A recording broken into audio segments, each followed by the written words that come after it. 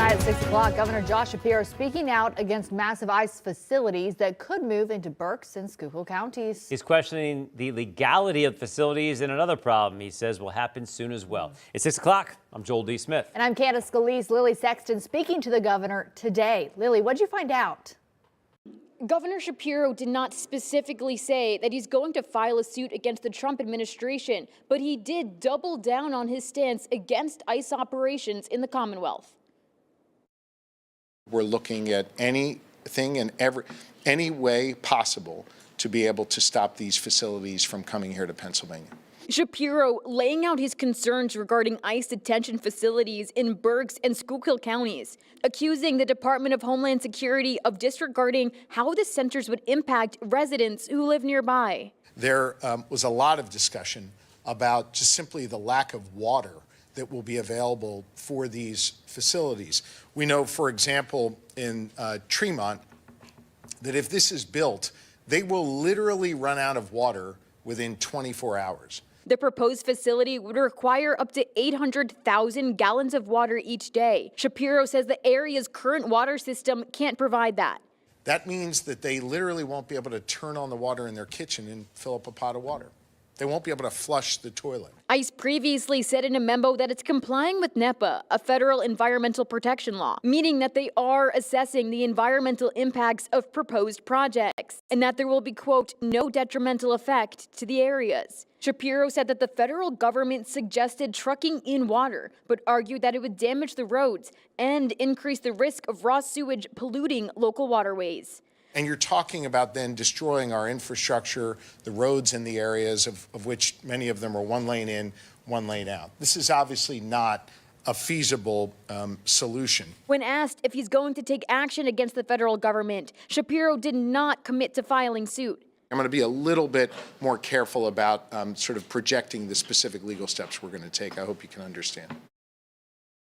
Shapiro also mentioned a concern about overrunning emergency services in the area. Now, DHS has not provided any details on how they plan to use the warehouses that they purchased here in PA. For now, we're in Berks County. Lily Sexton, CBS 21 News. And you can tell we're a purple state. We asked you what you think of this. Some of your answers here on the board. Let's get into it. DK says, okay, Governor, good luck with that idea. He's doing his best to help people. That's all you can ask for. That's Helene. Go Josh, says Michelle. Governor Shapiro's a great governor. And then you get that. I support the governor 100%. No ICE in PA. And what about what the residents want? This one here. This is why we need him out. God forbid he actually runs for president, says Doreen. That's more about the polling that we saw earlier and will come up in the newscast a little bit later as well. Work with the federal government will be safer and more prosperous. And last one, Dominic. ICE, ICE, baby. I guess that is supportive of ICE? I'm not sure. Either way, it's a throwback to the 90s, which I appreciate. What do you think about this? Let us know. Chime in. Tonight, we are bringing you team coverage on two developing stories involving immigration and customs enforcement in Pennsylvania. Alex Thill's at a public safety meeting in Camp Hill. They're talking about immigration enforcement as one of their agenda items. But we're going to start with Lily Sexton on the heels of a statement from the governor. Thanks for being here at 5. I'm Joel D. Smith. And I'm Candace Scalise. So Governor Josh Shapiro doubling down on his stance against ICE detention facilities in Berks and Schuylkill counties. So he's sharing environmental concerns this time, and he's talking about the Department of Health and Human Services, saying that this is what he needs to address. Lily Sexton was there. So Lily, tell us a little bit about what happened today. That's right. Shapiro was questioning the legality of the facilities and accusing the Department of Homeland Security of disregarding how the centers would impact the residents who live nearby. I'm even more determined to do everything in my power to stop these facilities. To hear from Republicans and Democrats alike expressing opposition to this, I think speaks volumes about how unwanted these facilities are in our communities. This is not the first time Shapiro has spoken out against ICE facilities in the state, saying that it's violating constitutional rights. But this time he spoke to commissioners and other local leaders to present specific problems that they're raising.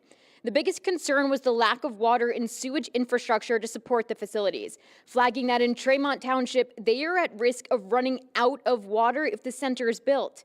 He also spoke about the strain that the center could put on emergency resources. The township has a single ambulance and one volunteer firefighter company.